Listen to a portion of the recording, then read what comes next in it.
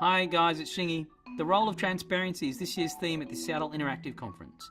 It all became clear when I spoke to Jack Conte, a multi-instrumentalist, songwriter, entrepreneur, filmmaker. Jack offers a unique perspective on music, technology and transparency. Why did you choose to come to a conference that talks about transparency? It has so much to do with what we're doing now. Patreon, I think, only works, which is this company I started, only works because of transparency, right? It only works because we're going to our fans and saying, hey, here's exactly what's happening, right? I need help, right? That's the whole point of crowdfunding. It's being open with people and telling them what's going on and hopefully having them support you.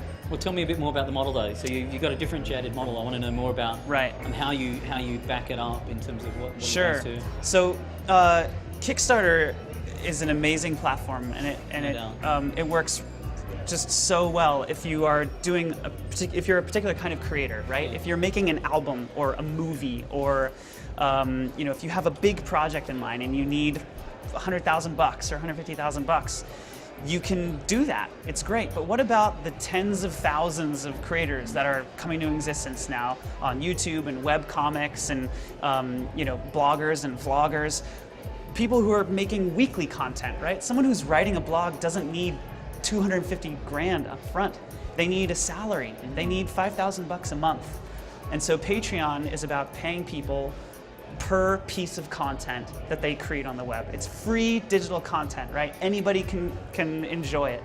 But people cost money to live, right? And let's say you have 100,000 readers of your blog. The ad revenue from that just isn't enough to pay you a salary. Yeah, not sustainable, huh? No. I have a theory, which I think that brands are the new patrons of art. How does that feel for you? I'm so excited to hear you say that. I actually uploaded a video in 2010 about corporate America being the new Medici family. Yeah, totally. Basically. All the great art that we've ever studied in school or seen, right, that we go to museums to look at, it's all because of patrons, right? It's all, Beethoven got paid to write his Fifth Symphony, right? Yeah. And his patrons got their name in the program, right? And patronage has been around for thousands of years. I think it's now going to be corporate America and the corporate world, right? It's their responsibility, I think, to be this new funder of the arts. And the thing is, brands want it. They're already doing it. They just don't really quite understand how and why yet. But there's a lot of brand equity to be shared, and the cool factor of associating yourself with an artist and with the creator who's making cool things.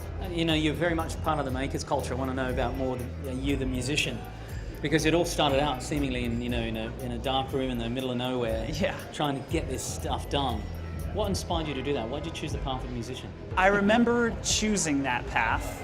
It was a horribly depressing day at college. I had just gone to a bunch of engineering classes, and I had done the fast track my whole life, AP this and that, and I got to college and I started to do that again. And then I just realized that I just didn't want to do any of that, right? I just wanted to orchestrate and compose and write and record, and that's really what I loved. And I was so depressed because I remember some family members telling me, Jack, if there's anything else in the world that you can do, anything, do that instead of being a musician.